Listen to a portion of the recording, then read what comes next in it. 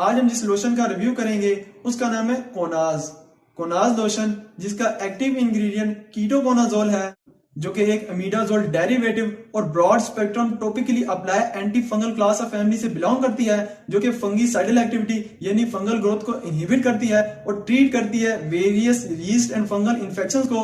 Like अगर आपको skin, hair या नेल इन्फेक्शन हो, या अगर आपको रिंग वॉर्म इन्फेक्शन हो, आपको वोल्वो विजाइनल इन्फेक्शन हो, या अगर आपको क्यूटेनियस डर्माटाइटिस हो, सीबोरिक डर्माटाइटिस हो, या हेयर डैंड्रफ की कंडीशन हो, तो उस केस में आप इसे सिंपली यूज कर सकते हैं।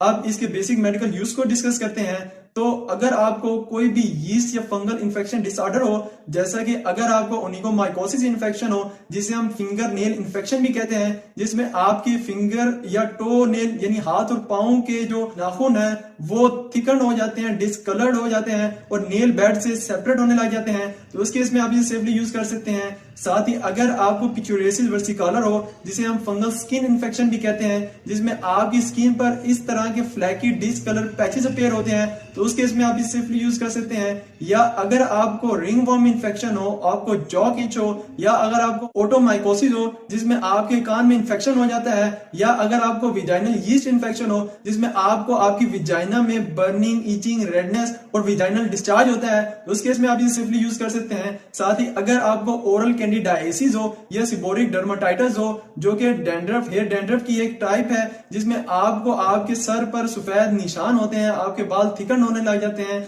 आपको बालों में खुजली होती है, तो उस केस में आप इसे सेफली यूज कर सकते हैं। आप जानते हैं कि आपने इसे अप्लाई कैसे करना है। तो आपने इस क्रीम को अप्लाई करने से पहले अपने इन्फेक्टेड एरिया को प्रॉपर्ली क्लीन कर लेना है, और आप इसे दिन में 2 मरतबा सिंपली यूज कर सकते हैं। और आप इसको एंटीबायोटिक या स्टीरॉयडल मेडिसिन की कॉम्बिनेशन से भी यूज कर सकते हैं। अब अगर इसके साइड इफेक्ट्स की बात की जाए तो इसके कॉमनली साइड इफेक्ट्स में नोजिया होना, वोमिटिंग होना, डायरिया होना, बर्निंग, इचिंग होना कॉमन है, but this drug have no systemic toxicity. अब आपके माइंड में ये क्वेश्चन जरूर आ रहा होगा कि क्लोट्राइमेजोल, कीटोकानाजोल और मीकानाजोल में क्या डिफरेंस होता है। तो बेसिकली ये तीनों ड्रग एक ही फैमिली यानी imidazole anti fungal class of family से बिलोंग करती हैं और फंगल और यीस्ट इन्फेक्शन को ट्रीट करती हैं, मगर थेरेप्यूटिकली इनमें डिफरेंस जरूर है। जैसा कि clotrimazole generally most effectively suppose की जाती है, जो कि यूज होती है variety of fungal and yeast infection like athlete foot, ring worm, jaw etch में, मगर ये सीरियस इन्फेक्शन के केस में यूज नहीं की जाती। और इसकी जो डोज होती है वो आपने वंस डेली यानी दिन में 1 मरतबा लेनी पड़ती है, और इसका रिस्पॉन्स अर्लियर, स्लाइटली अर्लियर यानी जल्दी आता है। जबकि as compare ketoconazole only specific type of infection में यूज की जाती है, जैसे कि अगर आपको स्किन फंगल इन्फेक्शन हो, या अगर आपको डैंड्रफ या सीबोरिक डर्माटाइटिस हो, तो उस केस में आप इसे यूज कर सकते हैं, और आपको इसकी डोज दिन में 2 मरतबा यूज करनी पड़ती है।